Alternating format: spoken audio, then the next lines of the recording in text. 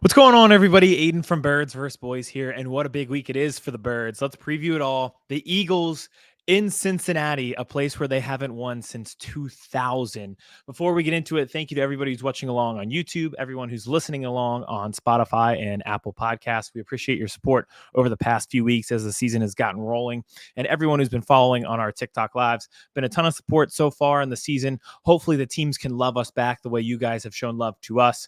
But we're still getting there with the teams. But this could be the week. So let's jump right into it with the Eagles. If they win this week to go to 5-2, the fan base will be totally bought in. And you look at it, it's a number of different factors. For one, the defense has had 3 out of 4 shutdown performances. They've been dominant. But sandwiched in there, they got demolished at Tampa, gave up a lot of yards, looked like they were helter-skelter on defense. On the offensive side of the ball, they were helter-skelter there as well, but it was because they had some injuries. Both their top wide receivers were out. Lane Johnson was out. Last week, it's a small sample size. They only threw the ball 14 times, so there's still some left to be desired on the offensive side of the ball and with Jalen Hurts. And speaking of Jalen Hurts, if he's able to go on the road and beat Joe Burrow, it goes a long way for the trust of this fan base and how you feel about this offense. This is a guy who's already beaten Josh Allen. He's beaten Patrick Mahomes. He's beaten Tua, Dak, Matthew Stafford, a lot of big names. Going on the road and beating the Bengals would be huge. If you get production out of this passing game in Jalen Hurts and the defense continues to dominate, you go to 5-2 and beat a team that you've historically struggled with, everybody is back in. So how does this happen? How do we beat the Bengals? How do we not tie the Bengals? How is it possible that we've tied the Bengals twice, a team that we only play every 4 years? It's elections and playing the Bengals. That's the two things that seem to happen every 4 years. We tie them and then we vote for a president. Every 4 years is the two things that happen. It's very abnormal for that to happen. Not every player always knows that we can tie. That's one of my core memories as a Philly fan as a child. I was raised on, so that was kind of funny. So how do we beat them this time? How do we not tie or lose to the Bengals? I think it starts up front with the pass rush. The past 2 weeks, it's been exactly what you had hoped for going into the season with Vic Fangio. Seems like his system is working. They've been more aggressive and creative on the blitz, but you're also getting production out of a number of different guys. It's not been just Jalen Carter, who's been dominant since that Saints game, but you've also seen flashes from Bryce Huff, the big money guy. Nolan Smith, your second-year player you would hope to be ascending. Moro Ujomo, who could be a diamond in the rough that you're hoping to depend on with another guy like Milton Williams. Those mid to late round guys that you took later in the draft, hoping they could fill in and not necessarily be the star that Jalen Carter is, but at least be reliable up front. And they've both been great in pass rush so far. And even Josh Sweat had a sack last week. They had 6 sacks in the first 4 games. Well, they've had 13 sacks the past 2 weeks. Admittedly, not the best offenses they've played. The Giants and the Browns, it's some of the worst offensive line play that you'll see in football. But as we've known throughout Joe Burrow's career, including this year, not a great offensive line play from the Bengals themselves. They've had a lot of struggles keeping Joe Burrow upright. It's been a little bit better lately. And you know what? But is that because they're in the same boat as us? Their sample size is also the Giants and the Browns, just like us, just in flipped weeks, where we played the Browns 2 weeks ago. They played the Giants 2 weeks ago. We played the Giants last week. They played the Giants 2 weeks ago. So is that why they were able to keep Joe Burrow up? And even then, against the Giants, they only scored 17 points. Joe Burrow had the long touchdown run on the first drive of the game, and then they were really stagnant from there on out. They've struggled to run the ball. I'm assuming they're going to go back to Chase Brown, and the Eagles have been really, really good against the run as well since that Falcons game where they kind of got carved up. The Falcons were getting 6 yards a carry. Since then, they really shut that down. The Giants last week had 4 yards rushing at halftime, but they've been able to do it against, they've been able to sustain that even going back to that Saints game. So it starts early. It starts with not allowing whoever the running back they choose is, whether it's Chase Brown, Sidney Brown's brother, or Zach Moss, to get going and kind of force the Bengals to air it out at all times. It makes it easier when you know it's coming. right? Because Jamar Chase is leading the league in receiving yards. He is an all-time talent, probably a top 5 receiver in the league. T. Higgins in the past 2 weeks has really come on. Started out slow in that weird kind of franchise tag year where he's playing for a prove it deal, but it might not be with Cincinnati. So there's kind of that disconnect coming into the season. He's been a lot better lately. So when you know it's coming, it makes it a little bit easier to defend. Speaking of defending that, we move out from the pass rush and hoping they stay consistent with it to the secondary. It's been what, 6 weeks of Quinyon Mitchell, and I'd already put him as one of the 6 most important people in my life. It is so fun to watch this kid play. He looks like a veteran out there already in year 1. Well, this will be a huge test for him this week. I'd say Malik Neighbors was a great test, but he's a young guy at that.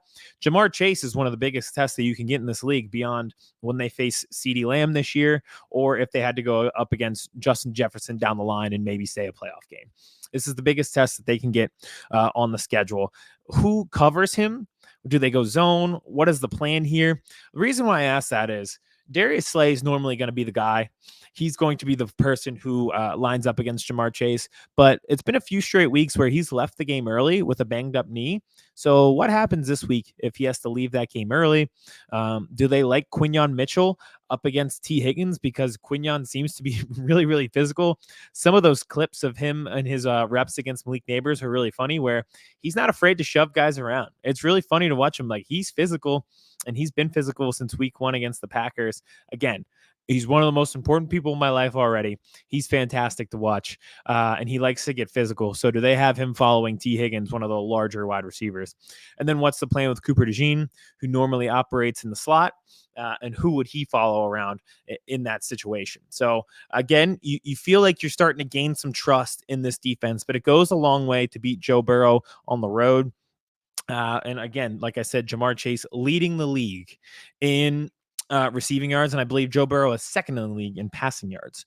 I could be corrected on that second stat, but I know for sure Jamar Chase is number 1 overall in the league in passing yards. So they've been able to air it out against a variety of teams, including a good Ravens team. So that'll go a long way there.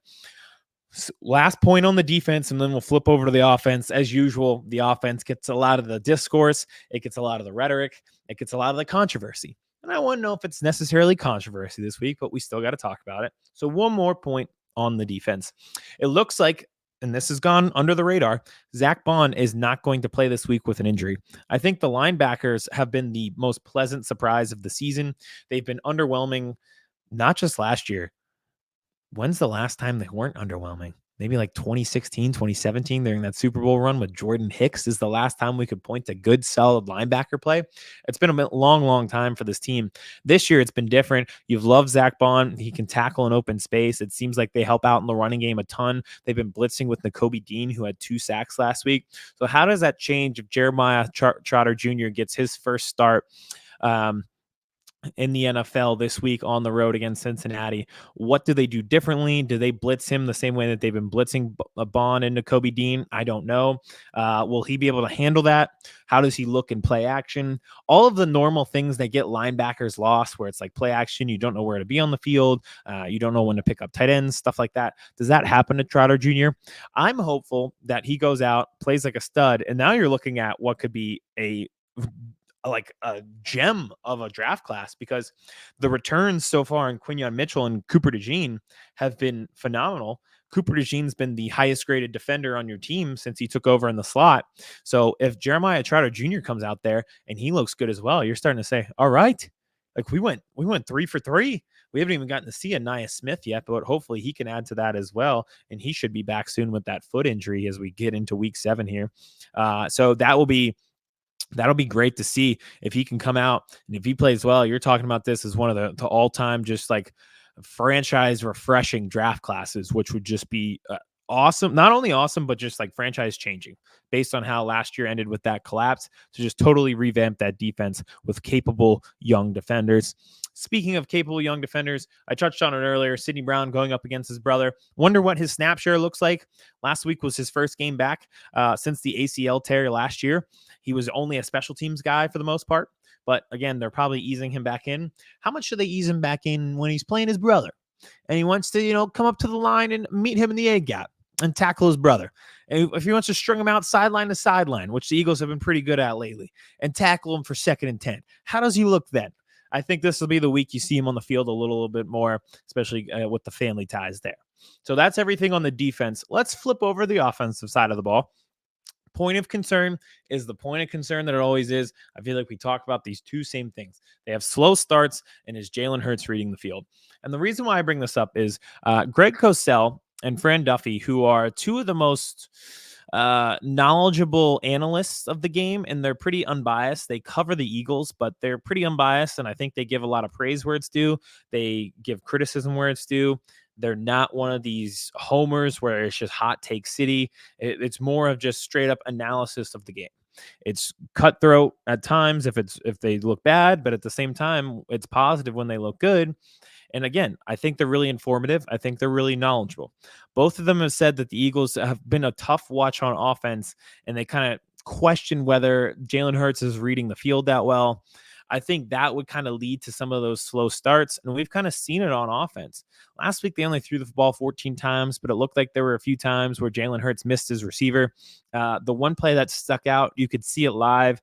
It was even worse on the all-22, is he missed Devontae Smith. They had like a mesh concept going, which was successful against the Browns. And he comes across the field. He goes to AJ Brown. You can see his eyes. Like, he goes to AJ Brown first, and then like you can come underneath to Devontae Smith, and for some reason he doesn't look there. Devontae is running wide open, totally misses him. That led to 3rd down, and they had 13 third downs. They were 1 for 13 on 3rd downs last week. Admittedly, some of those were tush pushes, stuff like that. They converted on 4th. They are aggressive enough to go on 4th. But those are things like, it simplifies the game for you. It makes things easier for you. There was a situation where it looked like he missed Saquon in the flat. It would have been a walk-in touchdown, and he made up for it because he was able to run for the first down on a 4th and down near the goal line. He could get the first down without getting to the end zone. But it just seems like he kind of made life tougher on himself. Make life simpler, Jalen Hurts. And that's what I think you're looking for this week. Again, it goes a long way if he's able to go on the road, make plays with his legs, handle the blitz the way he's been doing, get everybody involved, not just the deep shots to AJ Brown. I think you'll see more of Devontae Smith. I talked to people on TikTok Live last night, fantasy-wise. I think it's the time to be bullish on Devontae Smith. Every time he's come out and had like a game where you didn't get a lot of Devontae, and there's been a few times where he gets very little targets, they come out the next week and make it a point of emphasis to get him the ball. You go back all the way to 2022, the first game with AJ Brown. Jalen and AJ were excited to play together. Offense put up 30-plus points. AJ had over 100 yards receiving. 0 receptions for Devontae Smith that day. But they came back the following week, and I believe Devontae Smith had 7 targets. So I think this is the type of week you're going to see Devontae Smith more involved. They seem to kind of correct the target share after a week like that, and they've been pretty good at it, and they've kind of utilized it and noticed it on film. And plus, like we mentioned, it's just not the right sample size. Last week, they played 3 quarters on offense. They only had to throw the ball 14 times. And this was a game plan that was set in March. As soon as they signed Saquon Barkley, you knew how it was going to go. Saquon's first return to MetLife against the Giants. They're going to run that ball down their throat. They were going to make it a point to say, we got Saquon now. He's ours now. Look what you're missing. And they did that very, very well. So that's kind of why you didn't see as much of Devontae Smith. From the tight end position, you didn't get a lot. Again, they just didn't really throw the ball, almost like a high school offense. That's good and bad.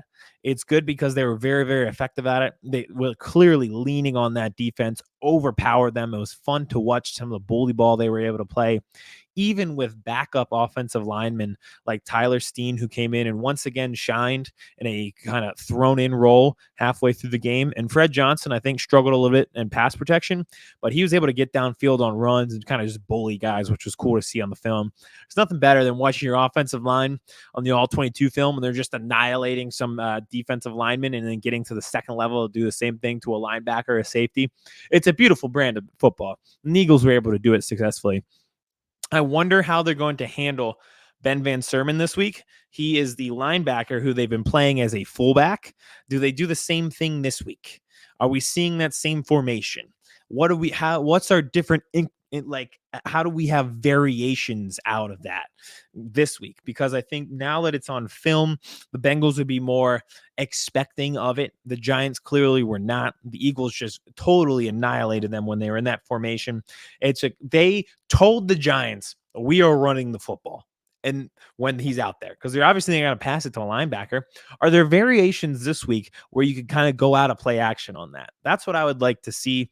The Bengals, I will say, got two guys back on their defensive line, so they're getting horses back, which makes it a little bit better because they do have a pretty good defensive line when healthy. Their secondary has been maligned all year. You've been able to throw the ball on them. That's, again, another reason why I'm kind of bullish on Devontae Smith. And also just A.J. Brown's awesome. Beyond that, AJ Brown's just awesome. It's so much fun to watch him play. He seems to shine every game, makes a huge play, hits the home run every time he's in the lineup.